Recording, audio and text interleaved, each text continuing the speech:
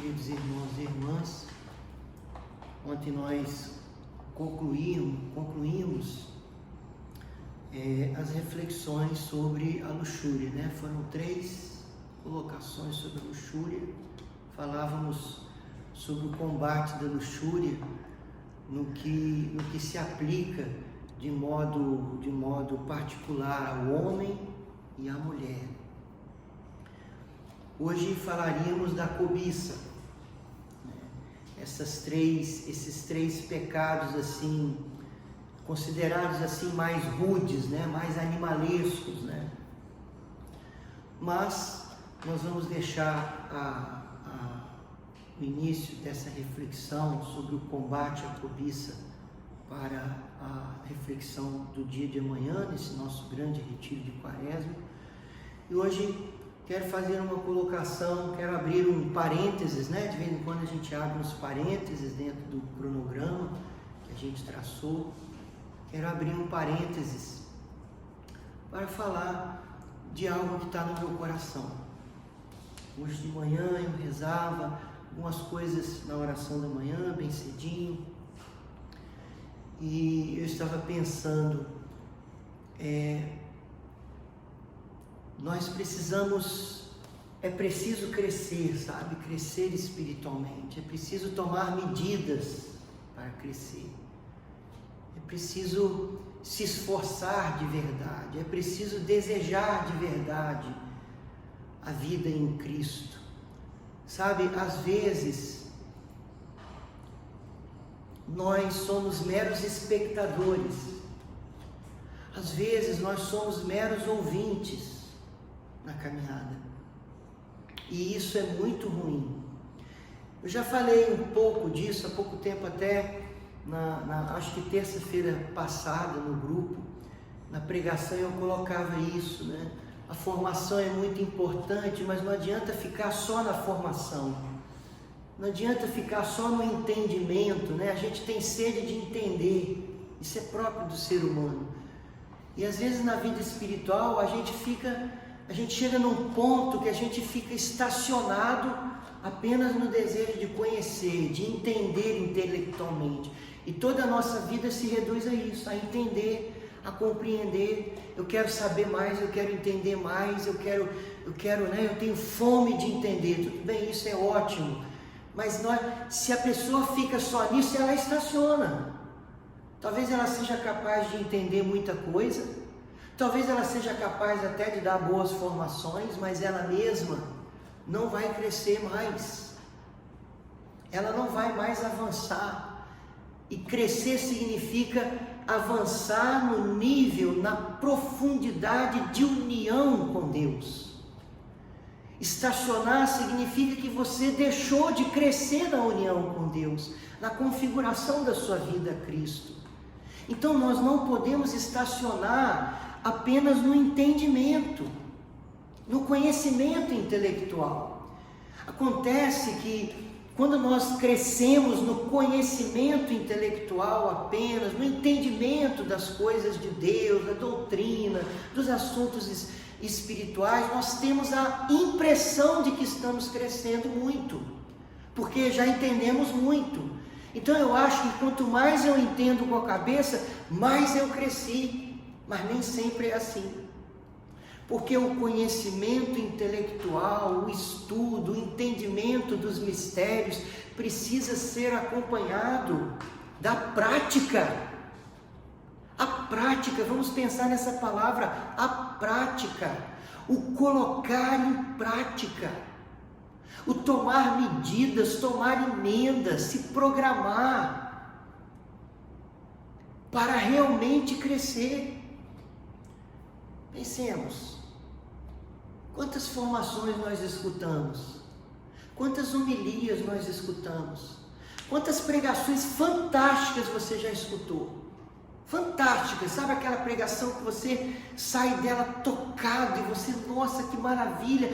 Quantas formações assim maravilhosas, onde você escutou aquela formação e seus olhos se abriram e você conseguiu entender como você deveria viver e tudo mais. Passou.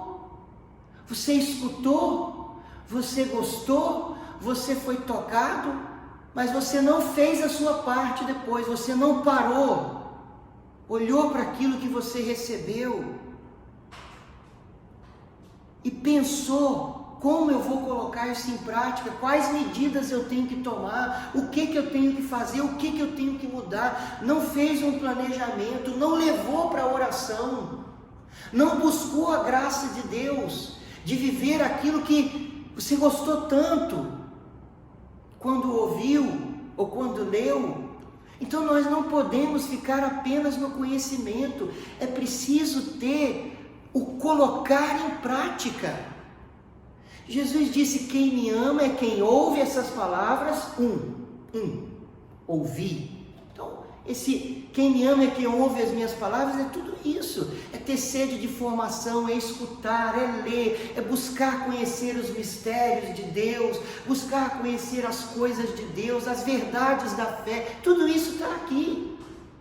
Sede da palavra de Deus. Quem me ama é quem ouve estas minhas palavras e, 2, as põe em prática. Jesus não disse: quem me ama é quem ouve a minha palavra ou quem as põe. Não, é duplo. Então nós temos que entender isso.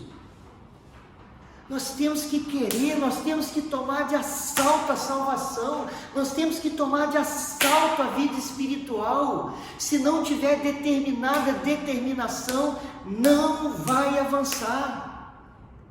Cito aqui Santa Teresa d'Ávila, esse termo tão famoso dela, determinada determinação. E falo aqui de modo muito especial para os vocacionados da comunidade, para os membros da comunidade, consagrados da comunidade, mas também a todos quantos servir essa mensagem.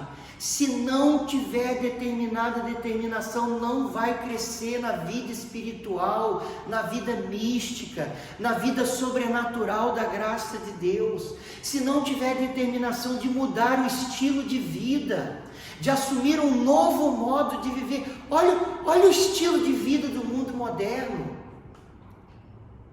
Olha o estilo de vida do mundo moderno. É comer demais, é beber demais, é assistir televisão demais, é rede social demais. É demais muita coisa que nos distrai de Deus de tal modo que não é impossível ocupar o coração com Deus. É impossível buscar essa espiritualidade de estar todo o tempo atento à presença de Deus, em consciência amorosa à presença de Deus, conservando vivo o desejo e a lembrança de Deus, guardando tempos maiores de oração e permitindo que essa oração se prolongue no dia. Impossível num estilo de vida tão mundano, um estilo de vida tão assim, sabe?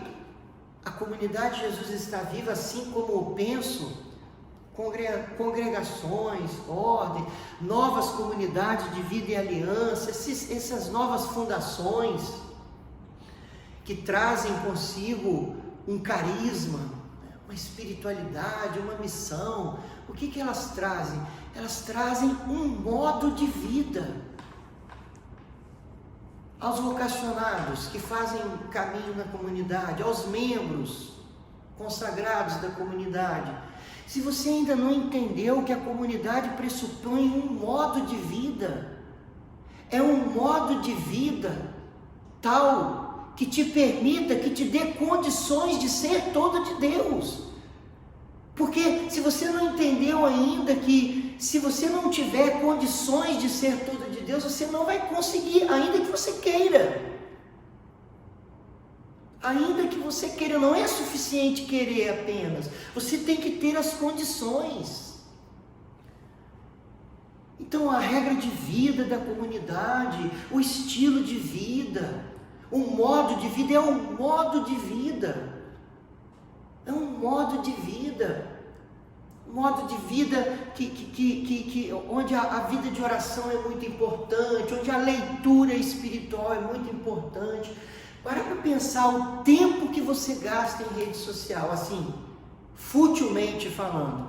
Não quando você está fazendo um serviço na rede social, até mesmo um serviço para evangelização, né?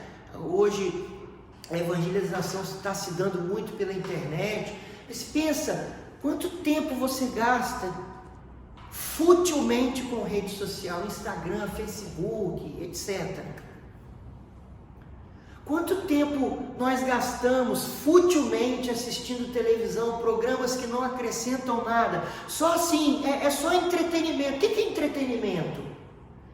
Entretenimento é aquilo que você faz para gastar o seu tempo, para ocupar a sua mente. Está ali sem fazer nada, você arranja uma coisa para ver, para ouvir, não é assim? Para se ocupar. Pois se ocupe de Deus, pois se ocupe de uma leitura espiritual.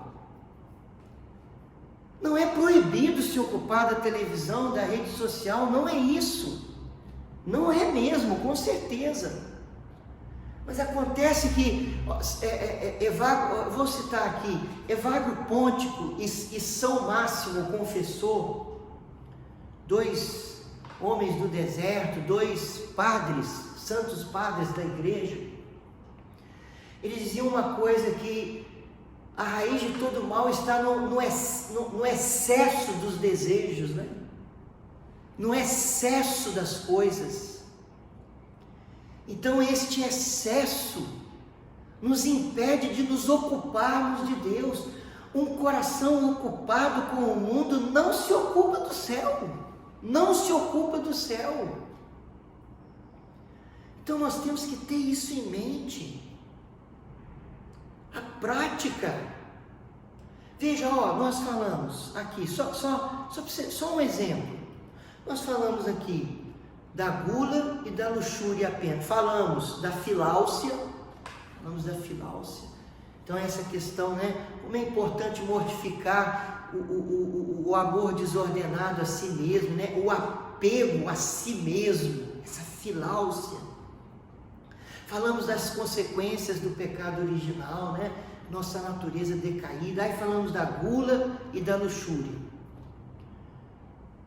Quantos de nós aqui, quantos de nós que têm ouvido essas formações realmente pararam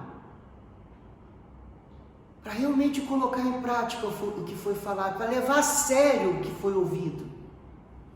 Levar a sério, a ponto de introduzir isso como estilo de vida, como modo de vida. Não é só quaresma, pelo amor de Deus, gente. Pelo amor de Deus, esquece esse negócio de fazer só penitência em quaresma, quaresma, esquece isso. Tem que ser mais do que isso. Disse Jesus aos discípulos: se a vossa justiça não for maior do que a justiça dos fariseus, vocês não vão entrar no reino dos céus.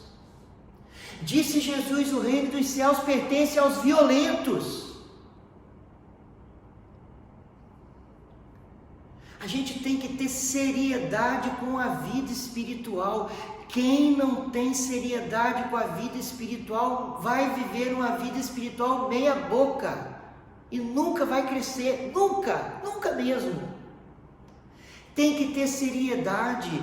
Quando a gente é despertado por Cristo, a vida espiritual precisa ser a coisa mais importante da nossa vida. A união com Cristo, a santidade, a vida interior. Aqui no caso da comunidade Jesus está vivo, nos sentimos chamados a buscar a vida interior, a tão chamada vida mística, né? Que é chamada a vida interior. A vida interior na espiritualidade da adoração eucarística, mas a vida interior. Levar a sério, gente. Um novo modo de vida. O que vocês acham que é ser sal da terra e luz do mundo? O que vocês acham que é ser sal da terra e luz do mundo? Só viver um cristianismo medíocre? Eu vou à missa todo domingo, eu faço isso, eu faço aquilo, sem uma vida espiritual verdadeira. Quem é sal da terra e luz do mundo? Pelo menos na minha opinião, a mim me parece que quem é verdadeiramente sal da terra e luz do mundo são os espirituais. Homens e mulheres espirituais, porque somente os espirituais realmente vão viver a palavra, realmente vão praticar, realmente vão viver a santidade, um amor verdadeiro e assim por diante. Então fica aqui esse recado, fica aqui esse apelo, fica aqui essa convocação, fica aqui esse chamado.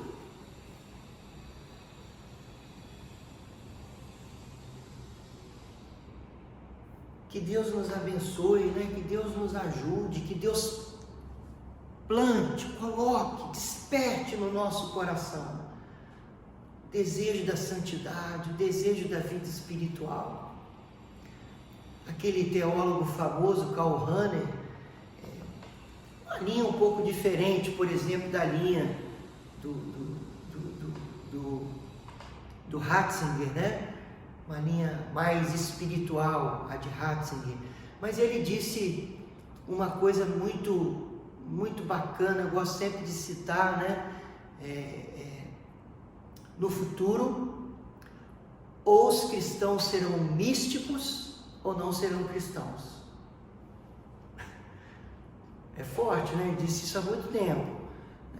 No futuro, ou os cristãos serão místicos ou não serão cristãos. Karl Rahner, o alemão Karl Rahner. Então, é